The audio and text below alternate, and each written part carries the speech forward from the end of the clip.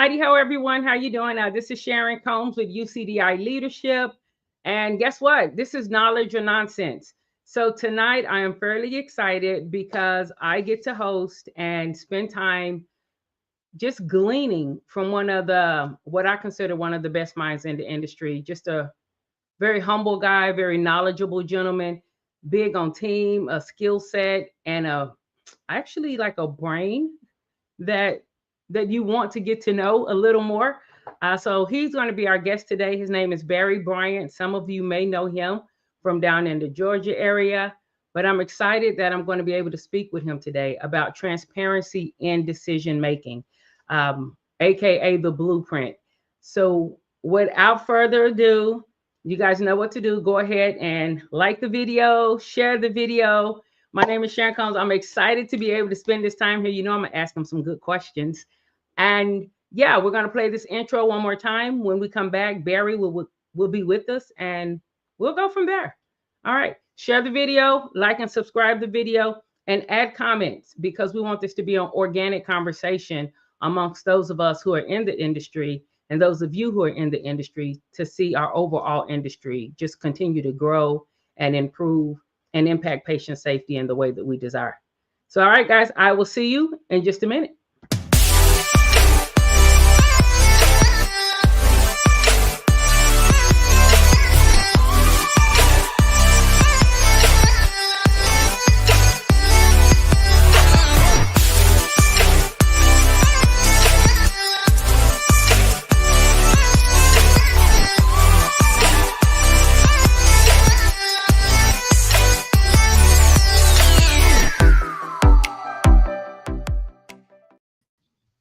Hey, how are you doing today? All right. How about yourself? I am all right. Barry, I'm so glad. Welcome, first off. First and foremost, welcome. I'm glad to have you here. I'm humbled to have you here. It's an honor. All of that amazing stuff that is so true, but I'm not going to pile it on you because I know, you'd be like, stop. But I am very glad that you're here, and I want to give you a warm welcome. I know we'll be being joined by someone else here shortly.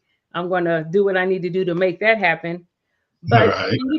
can you tell us a little bit about you? Like, how did you even get started in sterile processing, if you don't mind? Okay. So I started out as a military trained surgical tech. And of course, in the Army, they train you to do sterile processing as well as a surgical tech in the OR. I spent my first, I would say most of my military training came from Walter Reed Army Medical Center. I spent some time in Korea. That's where I really got to run a sterile processing department at a hospital called 121st Evacuation Hospital in Seoul, Korea. I actually enjoyed it because before that, I was one of those surgical techs that also dumped on sterile processing, right? They can't do anything right. They can't do anything right until you really get a chance to spend some time on the other side and really appreciate you get back what you send in. So that to me really allowed me to want to be a voice for sterile processing. So when I came back actually from Walter Reed, when I came from Korea and went to Walter Reed, spent a little more time both in the operating room and sterile processing. Got out of the military, spent a few more years as a surgical tech, had an opportunity to work for a medical device company as a field service tech, did that for 2 years, then spent 3 years as a regional service manager. That's actually what brought me to Atlanta because I'm originally from Long Island, New York. And then after 3 years, teenage daughters needed to be home more. So took an opportunity to come back took an opportunity at Emory University here in Atlanta with a third-party company. Spent 3 years there, then went to another hospital in Atlanta, and then happened to get this opportunity that I'm currently in from guess who? Jhmeid out at Northeast Georgia Health System. He had kind of shared with me an opportunity and some transformations that were going on up there, and he had did a lot of the work. So that to me was a great opportunity, and I took it. And I tell you, it was one of the most highlights of my career is working with this team at Northeast Georgia. Isn't it amazing how, like, when you start, you think you know, but you really don't know where it can just land if you continue to move forward and continue to grow. You're absolutely right. I thought I was going to be a PA, to be honest with you. Position assistant. But life takes its turns, right? Yeah. You got where he wants you. Well, I'm glad you're here, and I'm glad he has put you here. The times I've seen you even off camera, I'm very glad that you're here and that I've heard from others. And I think that is always a testament to what your peers say about you. Not hater peers or peers who just shoot, but credible, solid peers in the industry, what they say about you. To me, it speaks volumes, because there's no dog in the fight for them to say those type of things, especially when you're not even in the room. And I've heard wonderful things about you from people who are not just in your chapter. I appreciate that. Yeah, no, I love it. I love it. It looks like I think Jhmeid is going to be joining us. I see some things back here, so I'm excited about that. Okay. And I'm excited about your journey. I did not know that you planned on being a physician's assistant. I definitely didn't know that you were from Long Island. Oh man, because I came up to you with just all of my Southern Oklahoma, how y'all doing, just no boundaries or anything. And now I find out you're from Long Island. That's wow. Right.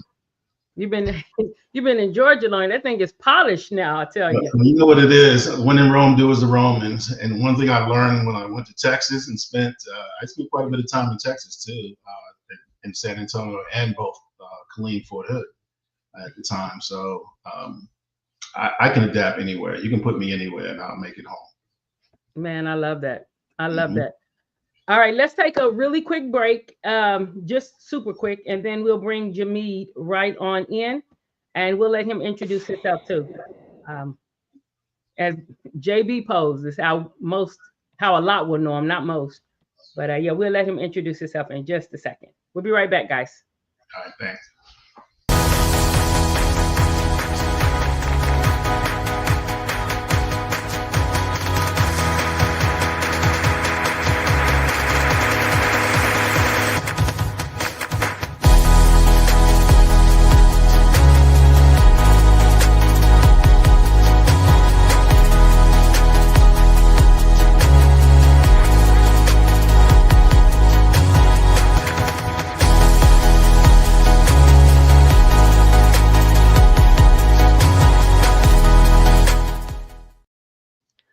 Heidi ho, welcome everybody. You are watching Knowledge or Nonsense, and I'm here with Barry L. Bryant and Jhmeid. Hey Jhmeid, how are you?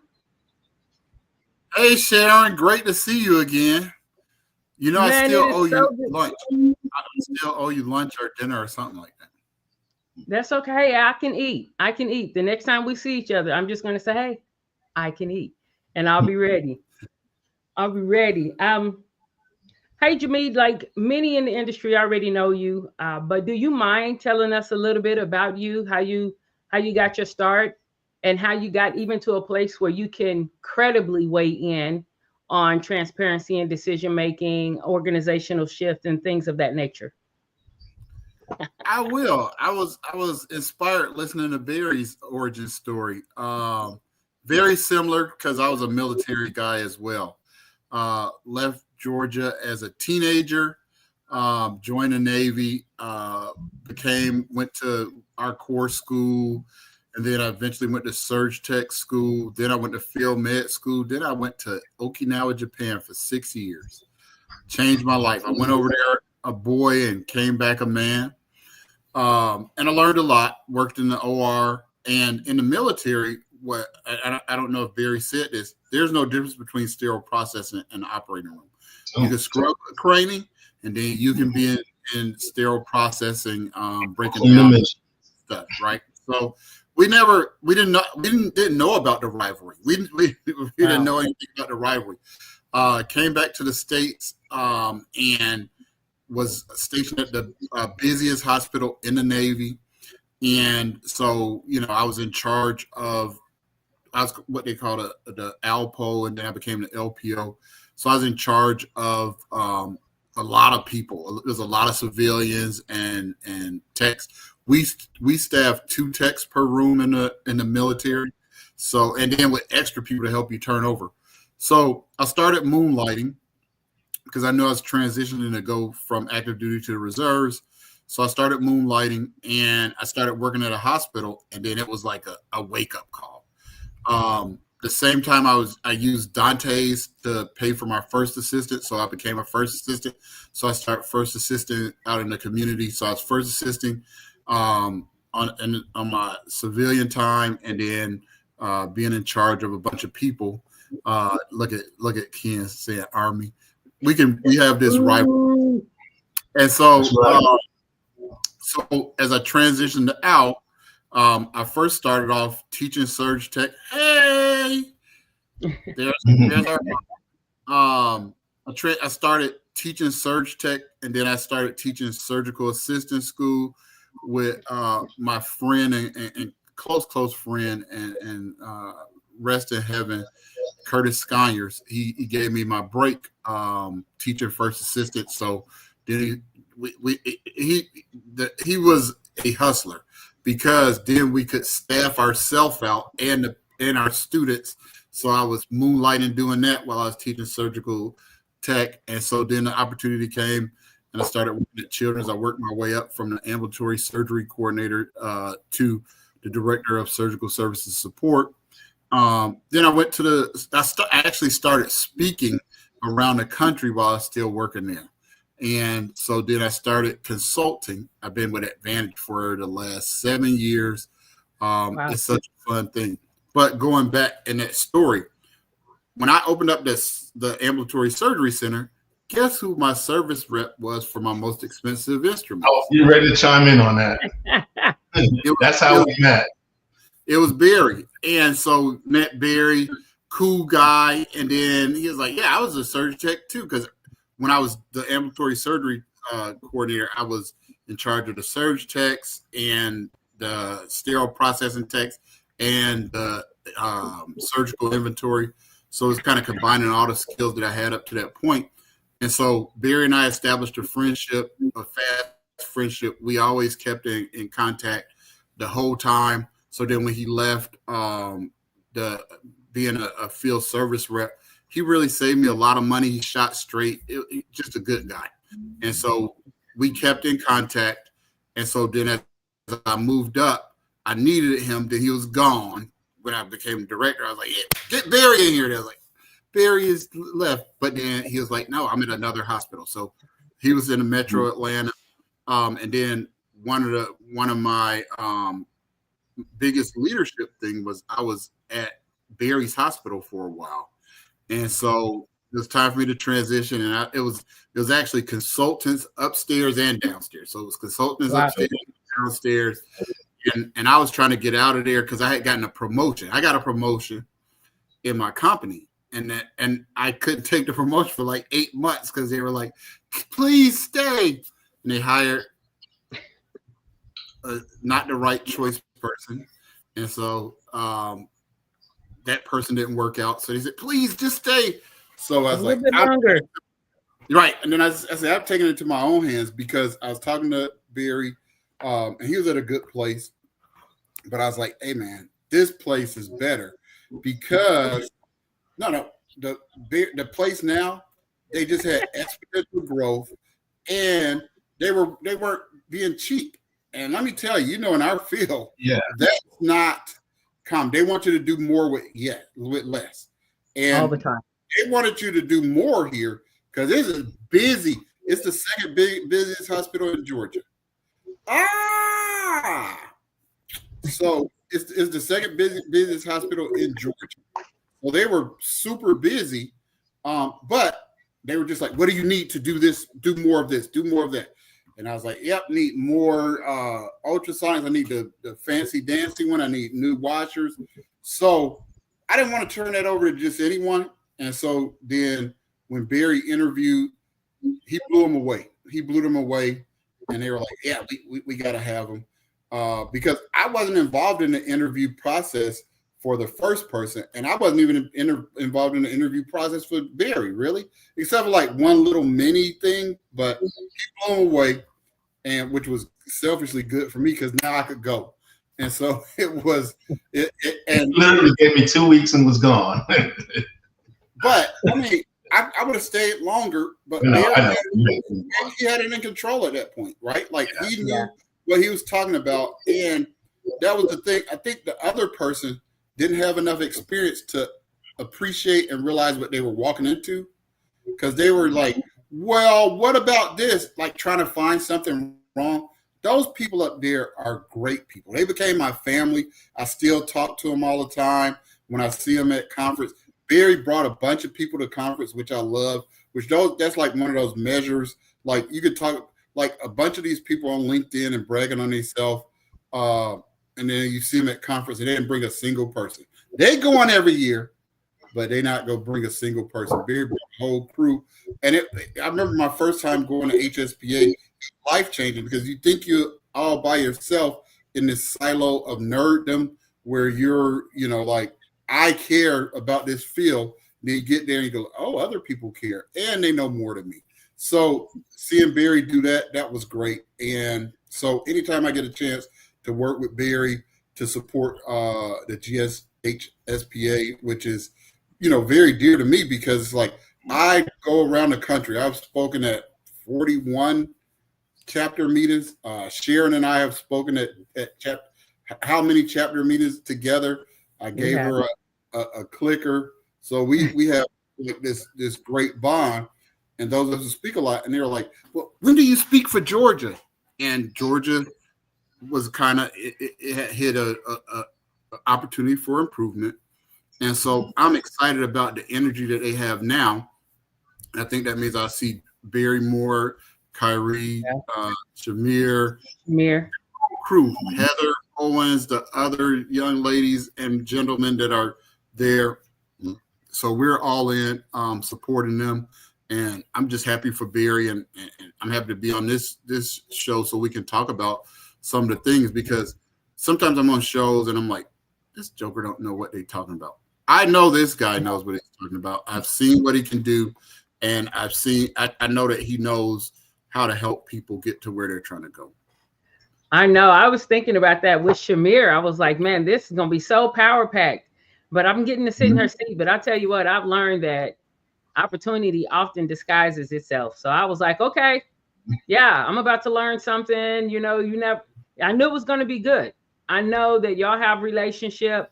I know that the energy and synergy is there, and I know that your speaking isn't going to be like hypothetical or based on like an hypothesis. Like, there's some elbow in the game. Perfect situation. And because I'm Navy too, just because I'm Navy too.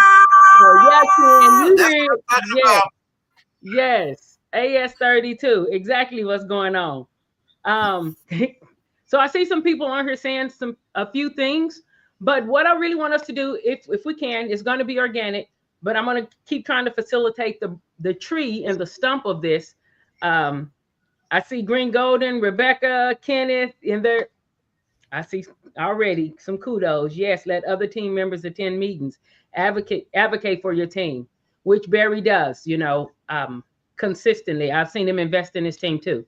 But I would like for us to be able to speak, if you guys don't mind, about transparency and decision making.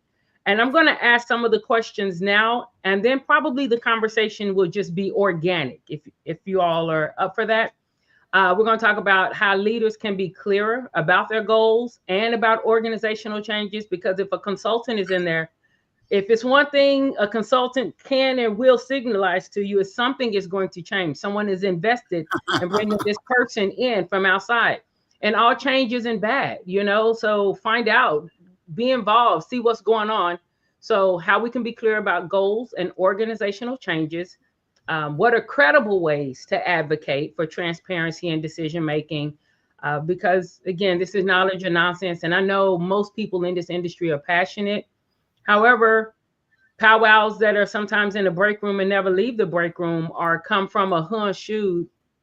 If you don't know what that means, just coming from a perspective of, I call it maybe victim or no influence. Like, what are credible ways that you can advocate, and not just water cooler, unless water cooler is some strategy I'm not aware of, and you guys can tell me that, because it may be.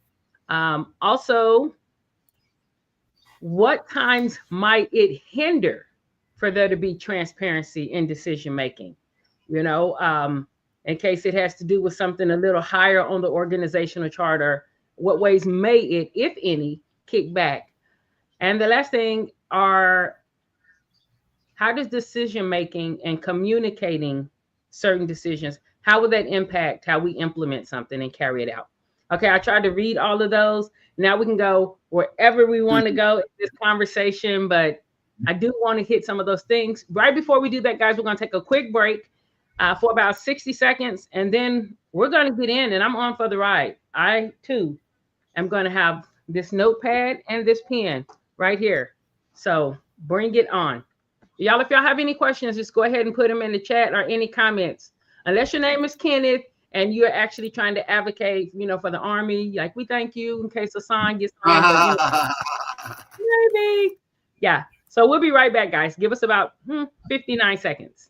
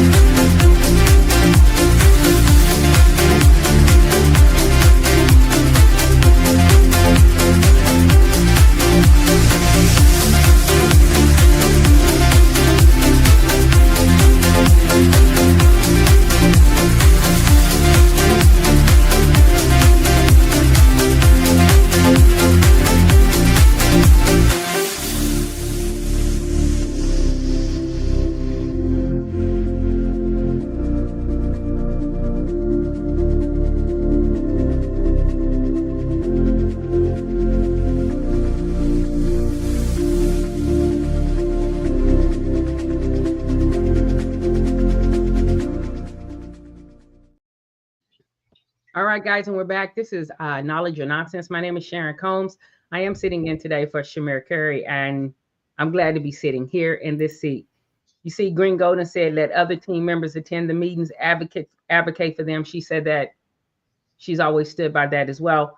I want to ask you guys first, like, do you know a benefit maybe of being transparent with your team in decision making? Like, I could start. Okay. The one thing I've always felt is that you need to create an environment where your employees will be informed and involved. And one of the big mistakes I always see our organizations do is they hold on to things because they're afraid of what may happen. And I know you used a term earlier about the water cooler people. I call them locker room lawyers. My feeling is always, if you don't get ahead of locker room lawyers, they will fill the gap for you. So it's very important to make sure that the team understands the why, because I think that's important. Because when they understand the why, you get buy-in. You got to be honest. You got to share with them what is truly happening. I think I like to encourage dialogue. And some people are not comfortable talking in a group. So I always make sure that my door is never closed unless someone is in there speaking with me. Team members can come to me about anything, because I know sometimes people prefer to come to you and talk to you, not in public, maybe in a private setting. But I think that is definitely important, because like, we have a lot of moving parts going on. And I'll give you an example. We're in the process of building an offsite reprocessing center. And when that first was discussed, I made it clear to my team, because I didn't want it to get out. Because what was happening was they thought they were losing their jobs. They really thought that all of the sterile processing was going to be centralized to one location, and that all of the ancillary hospitals were all those departments will be losing positions. So I had to share with them that that's not the goal. The goal of this for us, to be honest with you, was to offload. What is the biggest challenge in sterile processing? We all know it's vendor trays, right? So we can offload those vendor trays to the offsite reprocessing center.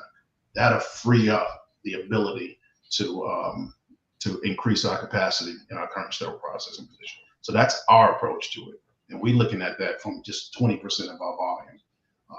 So, I think it began to make sense to them. They started feeling more comfortable. But I think that's an example of, if you don't get in front of it, then you know what's going to happen. People are going to start filling in the blanks themselves. That's such a good thing. I often in communication, there's something I teach called language mastery. And one of the things we talk about is if you don't tell somebody the story of what's going on, just relationally, I didn't even think about it how you said it with the lawyers, locker room lawyers, but like relationally, if you don't tell somebody a story, they will create their own narrative. So if it's something that deals with them or pertains to them, you may want to give them some information. That's really good. That's good that you shared that. How about you, Jhmeid? So that was a great story and warning resident psych major. So let's reverse that. When people are not transparent when they're making decisions, why is that? And a lot of that becomes two things: their insecurity, or they don't respect the team that they have working for them. And I don't care how great a manager you are, how many certifications you have master's degree, a PhD, you cannot do it without your team.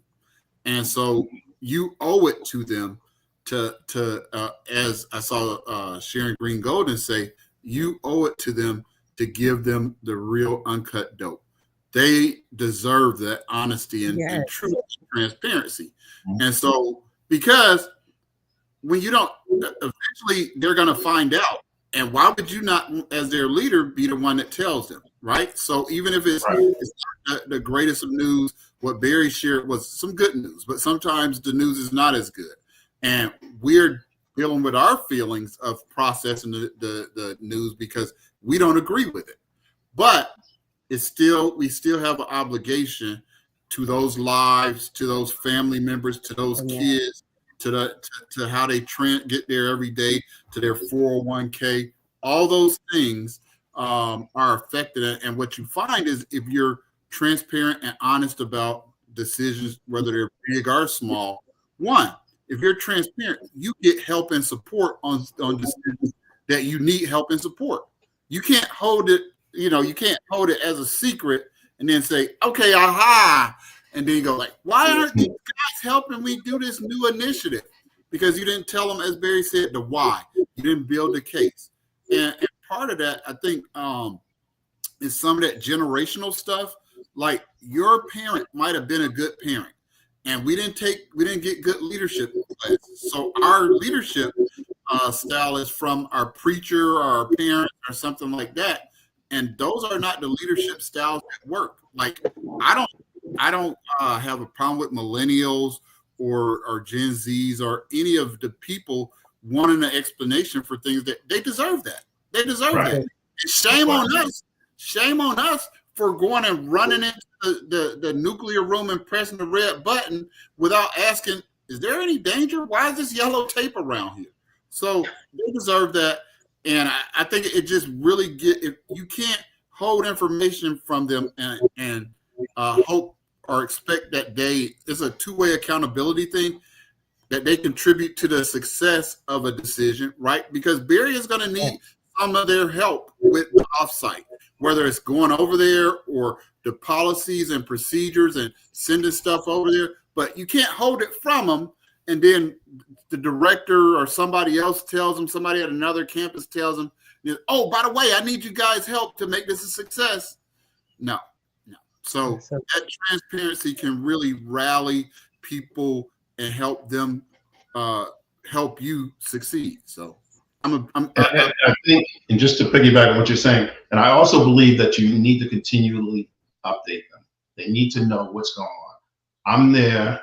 I don't miss my tier 1 huddle. I'm there every morning at 7 o'clock. If I'm not there, it's because I'm either on vacation or I have a meeting somewhere else. But for the most part, I would say about 90% of my tier 1 huddles, I'm there. I like to give people daily updates, anything new that comes out, anything that's going on, because I think it's important. And I think they will really feel engaged and informed. And again, that eliminates the locker room lawyers from filling them with false information, because I've seen it happen over the years. Again, you don't give them the truth if you don't share with them what's happening, what's going on.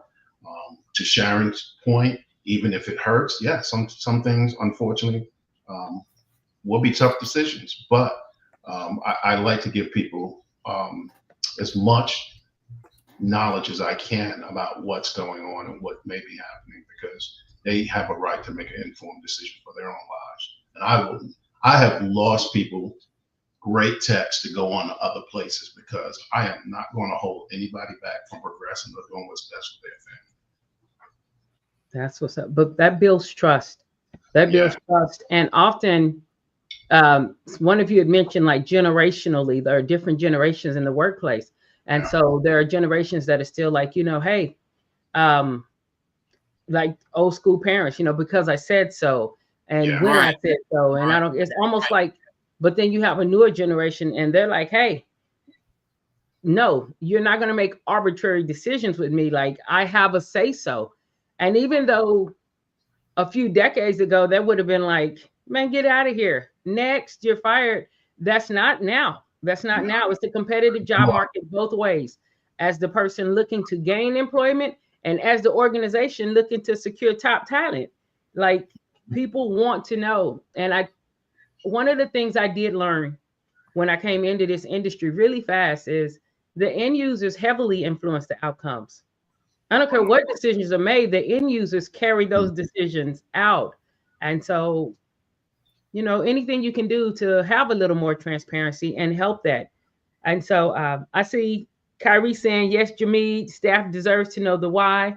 Keep encouraging our future generation to speak up and be transparent. And I understand that is uncomfortable for other generations, but that's okay, because comfort zones are designed to grow. Some people are like, I'm gonna stay in my comfort zone. Your comfort zone was never designed to be one size. You get comfortable. Just keep learning. They're designed to grow. They'll stretch. All right. I like that. Jhmeid, did you have anything you wanted to follow up with that before I ask something different? That was a great piggyback by Barry, and I think it's really a great opportunity to help us for new leaders, or even because somebody is a new leader doesn't mean they're not using old school tactics, and that doesn't mean everything is bad, right? But what it does mean is, when you're being transparent, as you're explaining it, as you're preparing to explain it, sometimes you can figure out some flaws in your plan. If you're transparent, sometimes they can help you figure out some flaws in your plans.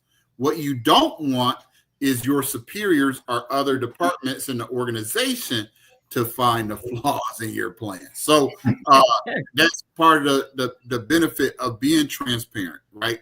When appropriate. That's so good, because it is a team. It's a team.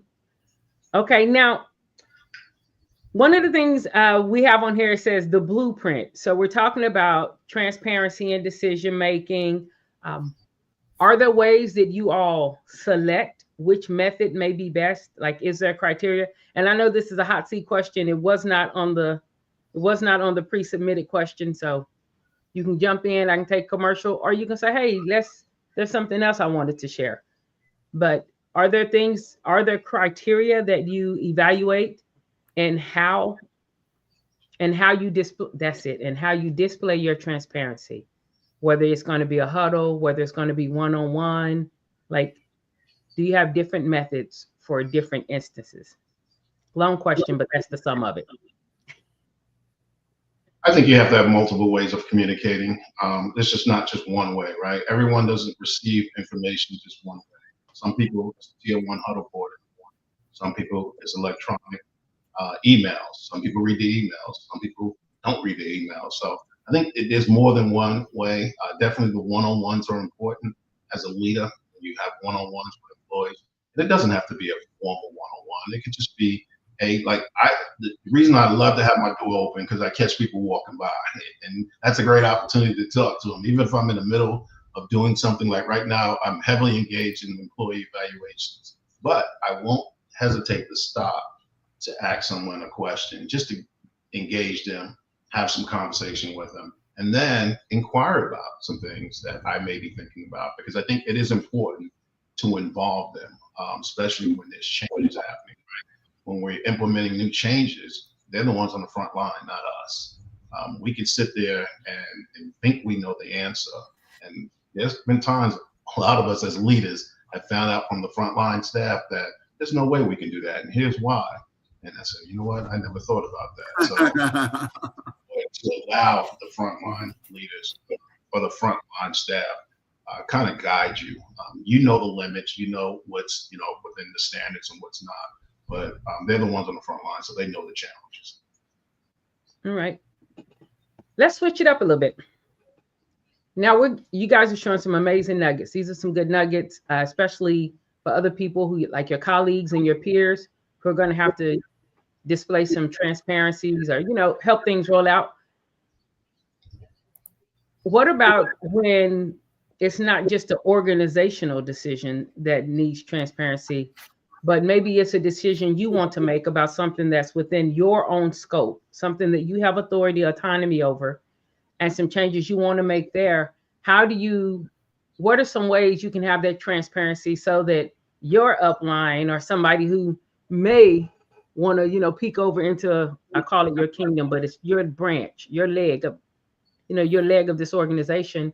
How could someone be transparent there so that there are no surprises, no budgetary surprises, even though it's something well within your scope, but you're still letting people know? What are some ways transparency and decision-making can help, if you don't mind sharing some tips for your peers and colleagues there? Because some may not know how to speak with their upline, or they may be uncomfortable speaking with their upline and not feel insecure in presenting their case. Well, that is right in my wheelhouse, because that is something that I struggle with as a military guy, right? Like in the military, we don't do that. You're in charge of this. You make all the decisions. If it goes right, great. If it goes wrong, we're going to get you.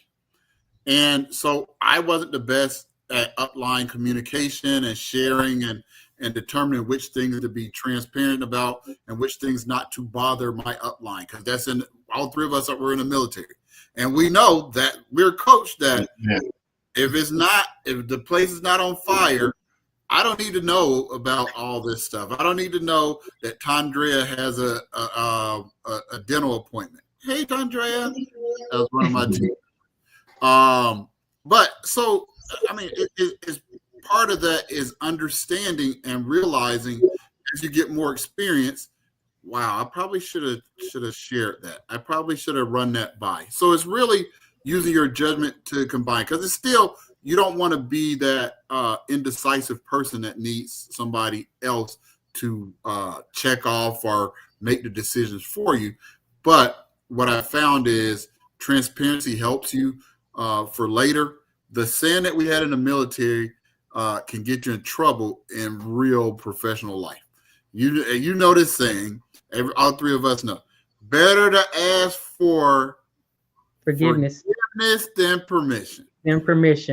That's probably not a good leadership trait. And I had to shake that one off. Because, hey man, I'm going. We're going to get this done. You got the results you wanted? All right. But one of the things that I had to learn and adapt, and especially in a consultant role, it's totally different in the consulting role. As you can probably think about, Barry, back from your rep days. You can't just do stuff. You have to make sure that everybody is in agreement and everybody. So that it's a balance, right? You need to take charge and do the things that you need to do. But even if it's on the back end, you need to be transparent about the decisions that you're made. And what I was really good on the HR part of it, because I was like, is this going to cause people to go to HR? Because that's a unique challenge in our specific geographic area. Everybody, I don't know whether it's Real Housewife of Atlanta or Love and Hip Hop. Everybody is important. Everybody is somebody. So you have to make sure that even if you're asking them to do the stuff in their regular job, let me make sure this is what is all right from the HR perspective. But it's not just the HR perspective. Your direct report upline, as you said, Sharon, you need to keep them informed, because all the decisions that you're going to make are not going to be consensus decisions, and there might be blowback. You don't want them to be surprised about a decision that you've made, that you have the authority to make, you have the justification to make, you just didn't share. So that's my advice on it. And plus, you want to make sure the communication is the same, because you don't want to say one thing and then your senior leaders are saying something different. So sometimes you need to go to your senior leadership first and have this conversation, because you want to make sure the message is consistent, because that can also ruin your credibility as a leader. You know, that is the easiest thing to lose and the hardest thing to gain back is credibility. Trust. Trust. True. You do want to hold it. So Tandria says yes. She said they do 3 huddles a day at most. Okay, 3 huddles a day. Communication books. I wonder what that is. And blast it in their tracking system. Does that mean there's a handoff document, Tandria? I'd like to know. On the communication book.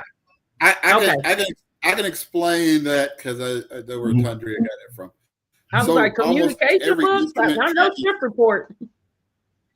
Right. And so everything can't go on a shift report, because it may not have to do with that shift. It might have to do with the department overall. So the shift report should be like, these are our turnover trays. It should be operations and logistics.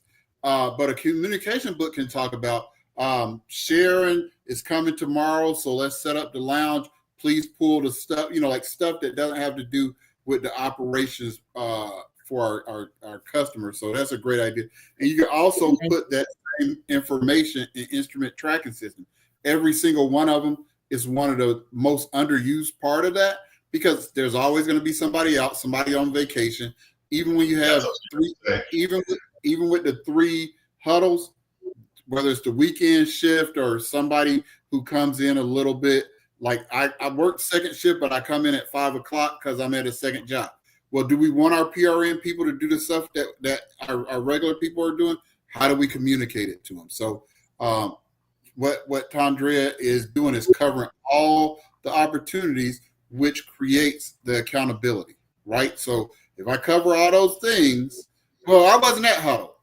Well, we put in a communication board. Well, I just came in and got right to work. Okay. But then when you logged in, it said, here's our new process change. So, well, I just skipped through that. Well, that's okay. You're still going to take this opportunity for improvement, but we'll do it better the next time. But that's the great thing about being transparent with your communication. If you're transparent, you can hold people accountable. When you're not transparent, you lose the ability to hold them accountable, because you go, we want Barry to transfer to the weekend. We want Barry to transfer to the weekend. I'm talking to Barry's manager. I'm talking to Barry's supervisor. I haven't talked to Barry. So then I say, hey, Barry, can you transfer to the weekend in the next 2 weeks? And you say, nope. The policy says 30 days. And Barry's like, I'll have another job by the time you want me to work the weekend. But if we had asked Barry, then we might have got a different response. So I think that transparency creates the accountability and gives you a better chance of success. Yeah. And it's funny, the communication book, it's kind of dating us, because before we had SBM with the ability to communicate with staff, that's how we communicated with staff. It was in the lounge. And you're right, to your point, if you were on vacation, if you were off, it is your responsibility to read that book and sign off when you come back, in case you missed an in-service or anything that's going on. So that is very important. Wow. And it was effective? Yes, it was. That's all we had back then. Wow. Oh, well, way to go, Tandria. She's like, yes. She was like, yes. So you must have been opening it up, Jhmeid, because she was definitely like, yes. Okay. Yes. I'm telling you, this time flies. Guys, we only have 10 minutes left already. So if you could, what would you say to someone who may be struggling with being transparent in leadership for whatever reasons, whether they're new, I don't know. You guys know more reasons than I do. All of them may not be nefarious. As a matter of fact, within this industry, it seems sometimes nefarious gets the biggest voice, but I don't think it's the largest voice, if there's a difference, if you can understand what I'm saying there. So for somebody, it may just be, hey, I'm new to this role. I'm new to leadership, analysis paralysis. Like, what are some things, if you guys don't mind, maybe sharing, because the motto for this season is be the change you want to see, which is about leveling up, level up, do a little more, don't kill yourself, but do a little more, grow that comfort zone. What would you all share with those individuals who may be the trepidatious or, have some trepidation about being transparent? I think too many leaders I always say this is not Facebook. We're not here for likes. Because I think too many leaders are afraid to have hard conversations because they're afraid of how they're going to be perceived or judged or something to that effect. So I think that's a lot of mistakes young leaders make. I think when they come in, they, a lot of times they got promoted. These were once their friends, and now they have to lead them, and they don't know how to make that adjustment from being your peer to now having to lead you. So those are the ones that struggle with transparency, I find, because they're afraid to deliver that news, and they're the ones that they're sitting on the fence. So they're going to say, well, they want us to, or Barry wants us to, or the manager wants you to, instead of saying, right. Yeah. So those are the ones I find that struggle the most with it. I try to have those conversations with them. I think that's where those leadership opportunities in classes come into play for them, because we don't want them starting out with bad habits, and a lot of them have picked up bad habits from other leaders as well. Yeah, definitely. Definitely. That's a great answer. Sharon, I kind of alluded to it before, and Barry kind of touched on it. It's the fear, right? It's the fear of the response, the fear of pushback, and the fear of becoming unpopular. But what I can promise you is, if you're transparent, if you're early as possible, obviously you shouldn't leave a meeting with the C-suite and go, all right, guys, let me tell you. But when you're transparent as early as possible, it has the best chance of getting a different response than the response you fear. It's like a self-fulfilling prophecy. When I'm not transparent and I'm making moves, and they're like, oh, I know Sharon is going to be mad that we have to do this. Well, you know why Sharon is mad? Because I held it. Then I spring it on Sharon, and she's like, nope, I ain't doing it. Get somebody else to do it. The old manager would have done it. Whereas that fear that Sharon was going to have that response is what caused me to delay being transparent in my communication. But then because I delayed, that's why Sharon had that response. If I was to say, all right, I had a chance to digest it, I know Sharon is going to be one of my hard nuts to crack. So maybe at Huddle is not the place to share it. Hey, Sharon, you got a second? Can you come by my office? Hey, I just wanted you to know, I know how much you like doing this and all that stuff. We will no longer be pulling cases. And so that's going to mean you're going to need to rotate more into whatever the decision is that I'm afraid that Sharon is going to. What I found is when you're transparent and you're early, instead of saying, I'm scared of Sharon, so I'm going to hold it. And then I'm just going to announce to everybody, we no longer will be pulling cases as of February the 30th, which doesn't exist. And then, but everybody knows that Sharon is the one that pulled cases. So I'm saying it like, we shall no longer pull cases, instead of saying, and it's not a we. Yes. Right. And so I didn't want to have that conversation because I know Sharon is going to not like that. But by pushing it back and making an announcement without having that crucial conversation and owning the thing, not own it. That's leadership. They said that we not pulling cases. No, we looked at the numbers. It's a better use of personnel. They have the people to do it, and then we can do more trades, because ultimately that's what we're supposed to be doing. And so then if I can have that conversation with Sharon before I announce it in public, before it's 2 weeks before it starts, then Sharon might be like, you know what? I might be able to hang. But if I works. Yes. Yeah, hey, starting you give it a why. Right. You gave Sharon the why. Give her the why. Be honest with it. Don't be like, well, I just said, or the supply chain took over the case pulling. So you want to go talk to somebody, go talk to them. No. Right. When you have that fear of being unpopular or the decision not going your way, it becomes a self-fulfilling prophecy when you're not transparent and don't give the whys and don't value your team members and understand why it's important for them to know.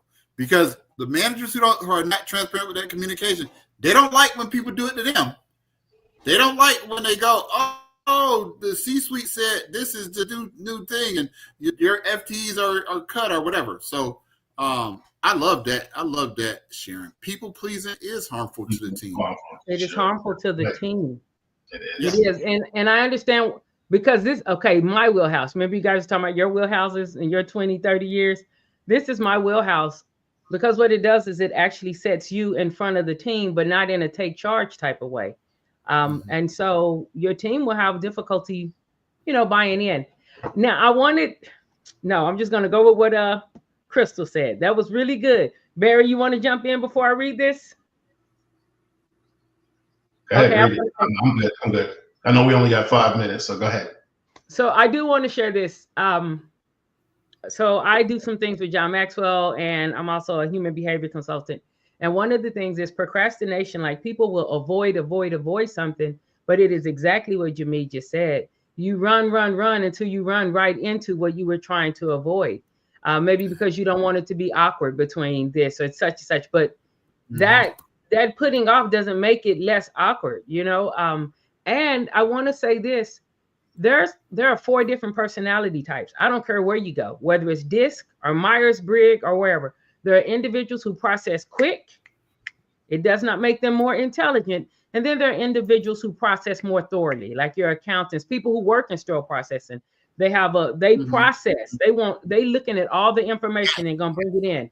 They have the method. They're detail oriented. They need all the details. Sometimes the fast processor just needs, oh, it's a light. They're not waiting to see if it's a green light. They just know that's a traffic light.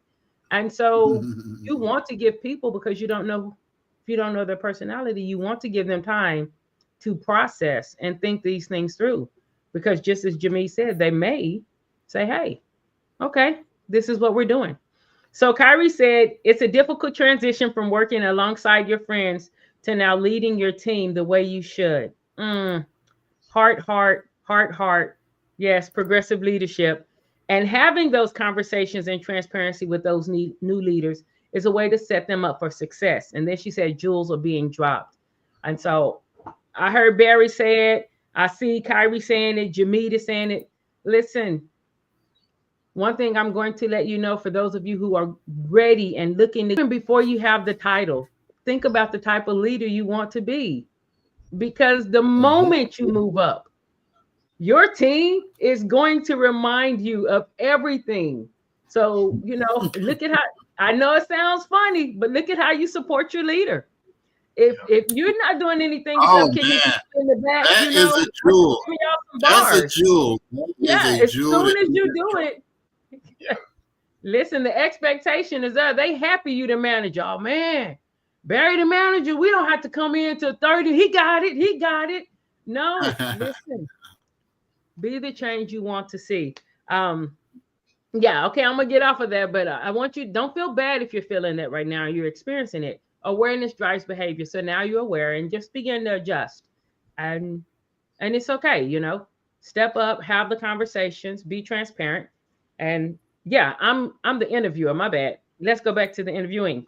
Is there anything you all would like to share with our peers, with our colleagues before we go? Thank you guys so much for being with us tonight. I've learned. Always I learn. Is there anything you all would like to share? I just want to, you said something, and I just want to reinforce that to new leaders, old leaders, people who want to be leaders. It's not easy. It is going to be scary, and that's okay. We're not here to tell you, oh, you should be transparent with your communication because it's easy and everything will turn out perfect. It's not. But it's the right thing to do. And as you get more comfortable with it, you'll get better at it. And as you get better at it, your team will understand that it's coming. And then as your team understands it coming, they can support and anticipate what your needs are. So it's a process. And like Sharon said, it's not easy. And none of us are naturals. I hate that fake kind of thing. But if you take that time and make it important to you, I promise you it'll pay out in the end. And that is so true. So true. The one thing I can say is don't do it for the money because of the show. You need to have a passion for leading and for like I am thrilled to watch people grow and accomplish their goals and their dreams. Again, don't do it for the money because you are going to be very destructive if that's what you're doing it for. Yes. Do it because you care about people, you care about patients, and you want to make a difference in this profession. Man, I couldn't have said it better myself. Guys, connect with these individuals on LinkedIn. Are there other places you all would like for them to connect with you? For people who want to connect, people who have some questions, just want to know more. Oh, I can't hear you. It was so beautiful, but no. No, it was because I was being a smart aleck. I was saying, let's keep it on LinkedIn. Let's keep it on LinkedIn. Okay. Right. No, I'm transparent. You can find me on Facebook. LinkedIn or be free. But LinkedIn is where I can easily,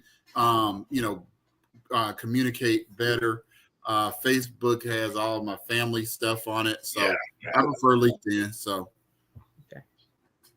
likewise, definitely on LinkedIn. All right. Well, I just want to say thank you guys so much for being with us.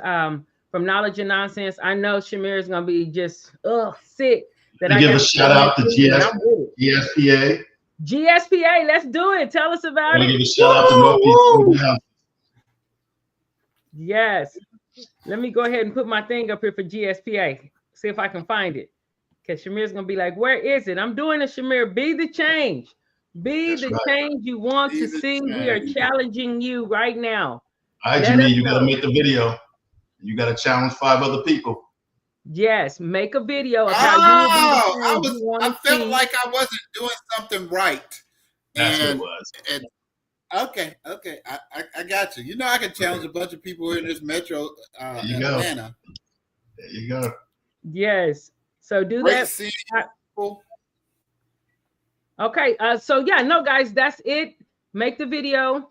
Challenge 5 other people. How will you be the change you want to see? And you can send that to Chimere via LinkedIn. You can send it to me here on. You can send us a message on Knowledge and Nonsense, and I'll be sure that it gets there. And GSPA, just know that we're partnering with you on being the change that we want to see. I believe that's it. All right, thank you guys so much, and we'll see you soon. All right. Bye-bye. He's like, bye-bye. Yes.